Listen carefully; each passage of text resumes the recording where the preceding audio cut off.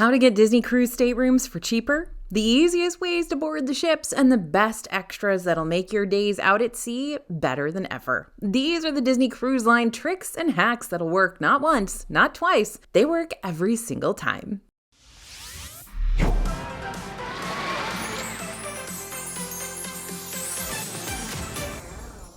Hey everybody, it's AJ for Disney Food Blog. There's no need to overthink your Disney cruise planning or worry that the tips and tricks you're currently looking at are way too dated to be useful.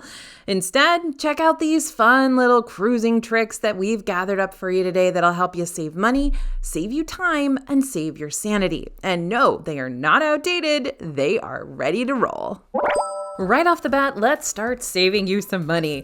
If you're okay with taking a little bit of a gamble to save some cold hard cash on your stateroom, find the guaranteed options for the inside, ocean view, and veranda categories. When you choose guaranteed, this grants Disney permission to basically put you in whatever stateroom that's most convenient for them, but you will potentially save 20 to 30% or more on your vacation. Now, the one thing that is guaranteed is that you'll get the stateroom category that you chose. So you don't have to worry about paying for a veranda and not getting a veranda. But that's the only thing you're guaranteed. These rooms are basically the unsold rooms, the ones that Disney needs to fill, and so they can fill them at a lower rate. You don't get to pick your view, or if you're placed right up next to the noisy elevators or not, or if your room is more mid-ship to help with that potential seasickness. It's all up to Disney's discretion. That being said, if you'd like to have more of a say on where your stateroom is located and you'd still like to save some money, reach out to our good friends at Small World Vacations, because these folks are super reliable travel agents. I just met a bunch of them in Disney World recently, and they're not going to charge you an extra dime for their services. They're so good about tracking down the latest DCL deals too. These agents can even wind up giving you money you can spend towards your cruise, since they tend to offer bonuses for people who book cruises through them. You could get anywhere from $50 to $1,000 of onboard credit, depending on the cruise you book. I'll go ahead and put the link to their website down in the description for you in case you want to reach out for a free quote. And like I said, I met just about all of them recently in Disney World, and they are wonderful.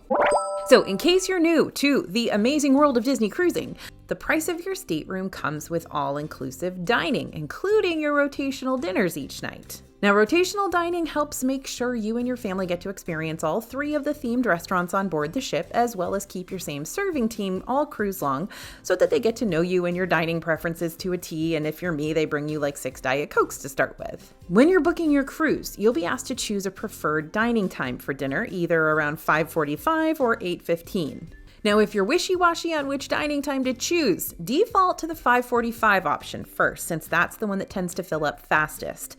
I'm not saying that dinner's going to get booked solid before you have the chance to choose a time slot. Everyone on board the ship is guaranteed these 3 dining experiences if they want them. It's just the 5:45 time slot is popular for lots of families, especially with younger kids. So there's a chance Disney might try to default you to the 8:15 time slot just because it'll be the less busy option. According to cast members that we've talked to on the phone when making adjustments to our Disney cruise experiences, even if you choose the 5:45 slot now and then change your mind and want to choose 8:15 later, it's much easier to get that switched than it might be to go vice versa. That being said, if you choose a 5:45 and you want to keep it, there are occasions where you might get slotted into that later dining time regardless. If this happens, you can always call ahead at 800-951-3532 and have a cast member help get that sorted out for you. Worst comes to worst, they can always put you on a wait list for another dining time slot, or you can try to get your dining time changed at guest services the day you get on the ship before it starts sailing away.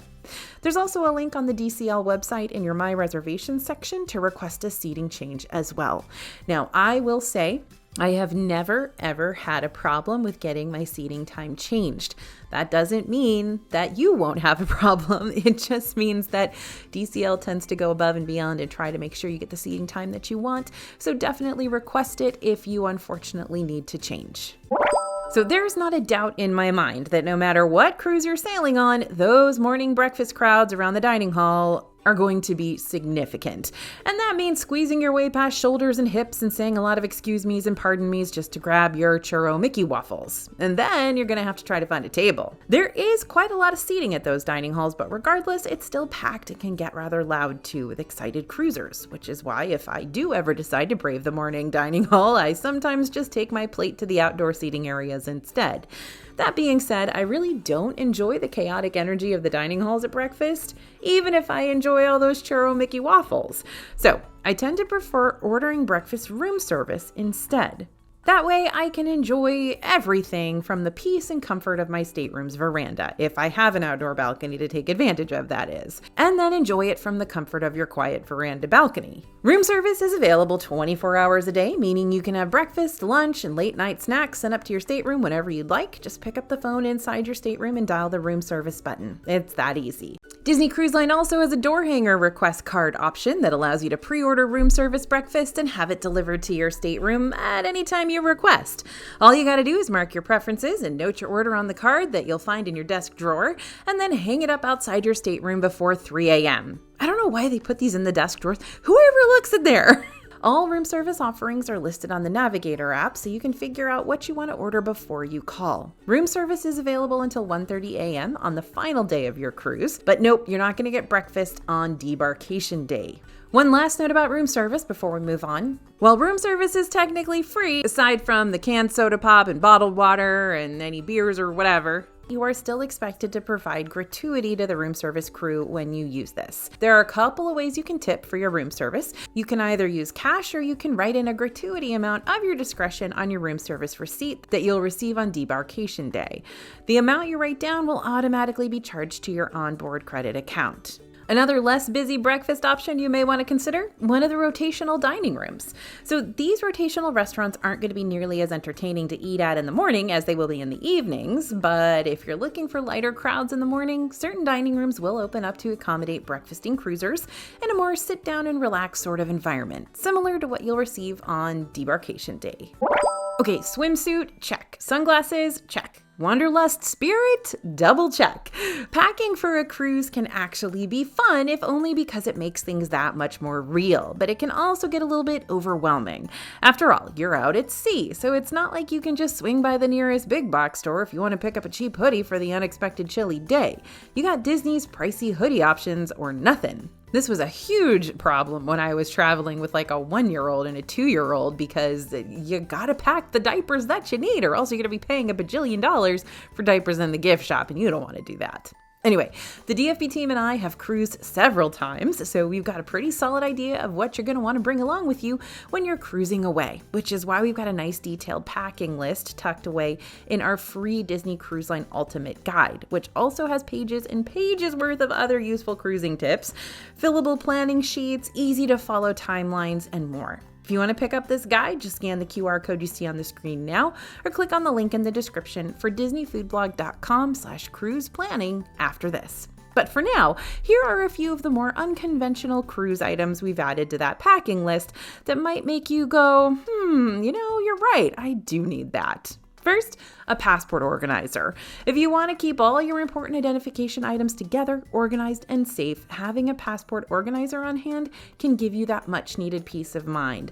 I actually am a super nerd that wears like a passport organizer around my neck so that I've got my whole family's passports right in there, and I don't have to worry for a second about digging through a bag to get those. It is not fashionable, but it is super useful. 2, an autograph book. Yep, Disney characters can sign things for you on the ships, just like they can in the parks, so make sure you've got an autograph book or something similar handy. 3, a sweater or a sweatshirt. Now, I wasn't kidding about the potential chilliness even during Disney's summertime cruises. When the sun sets and you're out at sea, the temperatures start to drop, so it's nice to have some easy to add, easy to shed layers packed away in your bag. In the evenings, I'll just pull my sweatshirt out of my carry-on and tie it around my waist all 90s style just in case I need it. 4, that snorkel gear. Sure, you can rent snorkel gear at Castaway or Lookout Key when you're there, but renting snorkel gear can add up if you're getting it for everybody. It's like $44 per person. So you can save yourself a ton of money just by packing your own snorkel gear from home and using that instead. Now, I know that takes up a lot of suitcase space, so pros and cons. And 5, reusable water bottles. So don't be sticking your reusable water bottle under the soda fountains near the pool deck or anything, even if the soda goblin on your shoulder is saying that you should. But you can fill one of Disney's provided cups with soda and then transfer that to your own bottle to keep the Diet Coke running steadily through your bloodstream all cruise long. Or use your bottle to fill up on water, which is way better for you. Yeah, I know. So this is my top cruising tip lately because it just makes cruising so much easier. Much like preparing for a flight, you can bring one carry-on bag per person that'll come straight onto the ship with you, and you can bring up to 2 checked suitcases per person that'll be delivered to your room later in the day, typically around 2 to 4 p.m., unless something's flagged in your bag for whatever reason and needs to be double checked before being brought up to your room. Now, if you can swing it, my recommendation is to just stick with a carry-on and don't stress out over the checked luggage at all. A carry-on doesn't just have to be a small loungefly size backpack. Tote bags and small roller bags that meet the carry-on size requirements are still good to go. This last cruise of mine, I just stuck with a roller bag and found it to be so much easier because I didn't have to stress over when my checked luggage would be delivered to my room, and I knew exactly where my essentials were, and I didn't have to worry about paying for checked luggage on my flight, and it was so much easier to repack at the end of my trip. Plus, there's not a lot of room in those rooms, and so if you're taking up space with a suitcase, you're taking up too much space. Now, I found it way cheaper to do laundry on board versus having to tip the porters and pay for luggage on flights. Plus, I could just bring my bag off the ship myself too, as soon as the ship was cleared for customs, and completely avoid the massive crowds desperate to reunite with their luggage. Now, of course, you can do that even if you have checked bags. You can take everything on or off the ship with you yourself. You're perfectly allowed to do that. But it is a giant hassle, I'm not gonna lie. And so the check bag thing, that just worked well for me. All in all, I don't think I'll be packing a full-on suitcase for any of my future cruises unless they're like 2 weeks long, and you might not need to either if you're cool with packing a little bit lighter and maybe doing some laundry on the ship. So the first time you step out into the atrium on embarkation day and hear your family's name introduced is exciting, but after that, you might find yourself caught like a deer in the headlights wondering where on earth you're supposed to go from here. It's a good idea to study the ship deck plans found on the Disney Cruise Line website before you head out, or even as you're killing time at the airport, so that you know where key ship locations are ahead of time and how to get from point A to point B from your stateroom. I mean, I've sailed on every one of these ships multiple times, and I'm still like, wait, what floor is Worlds of Marble on? Is it aft? Is it forward? I don't remember anything when I get on those ships. Now, speaking of aft and forward, if you find yourself still getting lost when you leave your stateroom and get caught in what feels like a never-ending winding hallway, just look down. The carpets in the stateroom hallways have designs that'll help point you forward. On the older ships, you generally find stars. If the stars are pointing straight, meaning the peak of the star is pointing forward in the direction you're walking, then you're walking forward. If the stars are not pointing straight, then you're headed aft. On the Disney Wish, you're going to need to be on the lookout for those Mickey heads. Ears up means you're going forward. And on the Treasure, depending on what deck your room's on, that will determine what pattern you need to follow. On deck 6 and 7, the Pocahontas and Aladdin themed floors, you're going to see scarab beetle designs in the carpet. On decks 8 and 9, Up and Encanto themes, you'll see butterflies. And on decks 9 and 10, Luca and Nemo, they have fish. Each of those critters will always be facing towards the front of the ship. Okay, I'm gonna have my scriptwriter Bria jump onto this one real quick. You guys haven't heard from her in a while, because her family's planning a trip on the Disney Treasure next year, and they already ran into a little bit of a hiccup that ended up having a nice, easy solution in the end. My mom and dad wanted to surprise me, my brother, and my husband with a cruise next year. So they found this really great 7-night cruise on board the Disney Treasure that they thought would work best with everyone's schedule, which is why they went ahead and put a deposit on it. Unfortunately, when they told us about the surprise, the cruise dates happened to land right around the same time as some big projects that would be heading down the pipe for my husband at work. So there was no way he was going to be able to ask off for that. But don't worry, we didn't have to stress over this too long. Because my parents booked this cruise a year in advance, it was super easy for them to call Disney Cruise Line and have that sailing time pushed back a week. The only difference now is that A, the cruise is actually slightly cheaper, though they would have just had to pay the price difference if the cruise had been instead more expensive. And B, we're going to be sailing during Halloween on the high seas now, which should also be a great time. Guess I need to get a costume ready or something. So rebooking a cruise doesn't have to be painful, and Disney works with you to make the transition as easy as possible. Plus, you don't have to worry about your down payments being wiped clean and having to start over and put down a whole other down payment. In most cases, you can adjust your cruise date with no cha-ching penalties as long as you're outside of your final payment window. For most sailings, that's 90 days or 120 days. Those are the 6+ night sailings. But it can also depend on your stateroom category. You can check out DCL's full policy on this matter, including fees for late changes and cancellations, over on the Disney Cruise Line booking terms and conditions page. Now, this isn't really a strategy you can use on Disney's newer ships like the Wish and Treasure, but if you're planning on cruising on one of the more classic ship models that uses 3 elevator banks, listen up. Elevators on the Magic, Dream, Fantasy, and Wonder are located in 3 different areas: aft, forward, and atrium. The atrium location is going to be the most packed option you've got most of the time, and it can take a good long while until it's finally your turn to board one. However, the elevators on the forward and aft areas are usually less crowded, and while you might have to take a few extra steps to reach them, it won't take you nearly as long to board them. Speaking of extra steps, all Disney cruise ships also have stairs, and while climbing up or down all those flights might wind you and remind you that it's time to dust off the treadmill back home, they could save you more time getting to the ship's different floors versus waiting in those elevator lines. So Disney likes to reward its frequent cruisers, so the more you cruise, the higher in the Castaway Club ranks you'll climb. There are 4 tiers to the Castaway Club: Silver, for those who've booked 2 to 5 sailings; Gold, 6 to 10 sailings; Platinum, 11 to 25 sailings; and the brand new Pearl, 26 or more sailings. These tiers determine how early you can start booking those different premium cruise activities. For your first cruise, you're going to be able to book activities 75 days prior to sailing, and for several of these, that should give you plenty of time to secure those reservations. But those who've sailed with Disney before will get first dibs on these extras. Silver members can book 90 days out, Gold members can book 105 days out, Platinum members can book 120 days out, and Pearl members can book 123 days out. Or you can cheat a little and book a concierge level stateroom, where a concierge cast member will book any of those activities for you 130 days out instead, regardless of your Castaway Key membership status. But that's going to cost you an extra multi-thousands of dollars. Just a heads up, concierge does not come cheap on these ships. Anyway, the things that'll book up the fastest on the ships are kids' tea parties. Yep, the Royal Tea Party is available on the Magic, Dream, Wonder, and Fantasy, and is a high tea service with specialty appearances from some of your favorite princesses. Olaf's Royal Picnic is over there on the Wish and features picnic bites served in the Arendelle dining room, where you'll also be able to meet and greet with some popular Frozen characters. And the Adventure Tea with Royalty is available on the Disney Treasure, giving young explorers the chance to enjoy treats and stories alongside some well-known Disney adventurers like Rapunzel, Flynn Rider, and others. Beverage tastings and mixology seminars are also highly coveted cruise activities across all sorts of spirits, including tequila and margarita tastings, chocolate and liqueur tastings, and wine tastings. And the most coveted extra of them all, those Castaway Key and Lookout Key cabanas. Disney even admits on their website that booking a private family beach cabana on their private island destinations can be rough going, and that's because there just aren't enough of them. They're very swanky and they're very limited in quantity. Beach cabanas can be pricey, ranging around $399 to $1,300 depending on the style you book.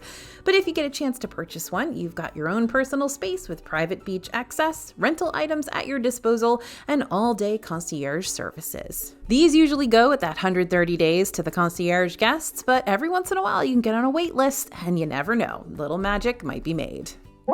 Cruising with Disney isn't like theme parking with Disney. Overall, the entire experience is going to be much more chill, and you're not going to have to worry about back-to-back waits for rides and overwhelming crowds all vacation long. That said, doesn't mean you won't have to deal with any waits or crowds. Breakfast at the dining hall should have been your first big indicator of that. The main Disney water slides, or water coasters, can rack up quite the lengthy waits when you're out at sea and in the middle of the day. Similarly, and around the same time, all the pools, both for families and adults, can become less relaxing and feel more like you're stewing in a pot of human soup. I've been saying that a lot lately on these videos, human soup, but it's true. There's really no other way to describe it. The best times to ride the slides and coasters, as well as experience the top deck pools, are either A, right after you board on embarkation day.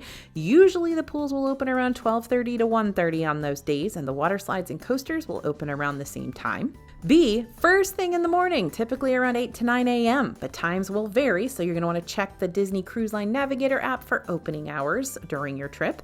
And C, on a port of call day when almost everyone is out exploring the port and you'll have basically the whole ship to yourself if you decide to stay behind. Now, it does depend on how compelling the port of call is. There are some that people just don't get off at, and there are some that everybody gets off the ship.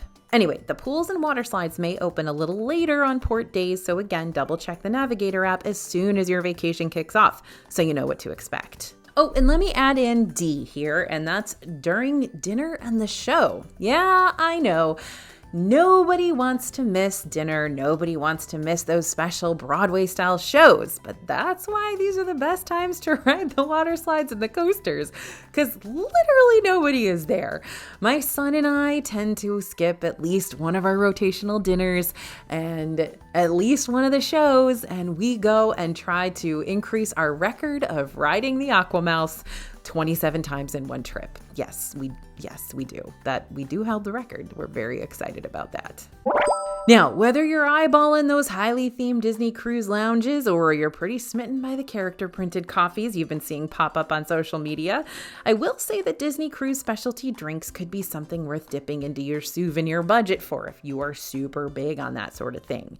Now, let me show you a few fun options, just so you know what I'm talking about. Over at the new Haunted Mansion Parlor, featured on the Disney Treasure and Destiny, there are a lot of horrifying cocktails to choose from, but we like to go one step further and unlock the secret menu found on the lounge's tablets so that we can order the Restless Spirits experience for two. A concoction that features gin, screaming soda, blackberry and blueberry, as well as a drink with 5 trail blended whiskey, sour shivers lemonade, and orange.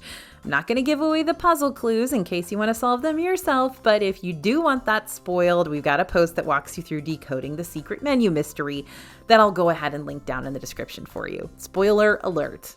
Now, each Disney cruise ship has its own themed piano bar that's fun to spend the evening at, but I really enjoy how the drinks over at Nightingale's on the Disney Wish are separated by frozen bubbles, smoke bubbles, and air bubbles, representing all the bubbles that surrounded Cinderella as she sang Sweet, Sweet Nightingale during her animated classic film. Speaking of the Disney Wish lounges, the Wish is also where you're going to find the Star Wars-themed Hyperspace Lounge, which has a lot of fun intergalactic-style drinks to choose from, including, hold your breath for this one, the $5,000 Kyber Crystal cocktail, which comes with not just the drink, but also a Star Wars backpack and water bottle, hyperspace-themed room decor, a bottle of wine from Skywalker Vineyards, a voucher to go to Skywalker Vineyards, and silver-plated glasses that are served alongside your cocktail.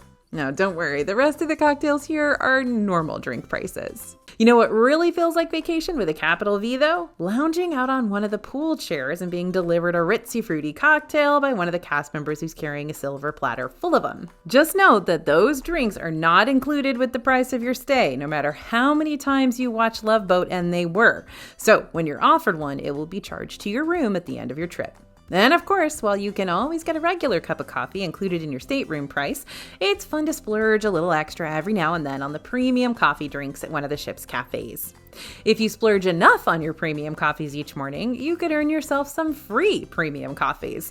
Whenever you visit the Cove Cafe, that's the adults-only coffee, tea, and cocktail lounge you're going to find on all the ships, ask about the coffee stamp card. These loyalty cards reward you after purchasing 5 specialty drinks, which may be easier to accomplish than you realize.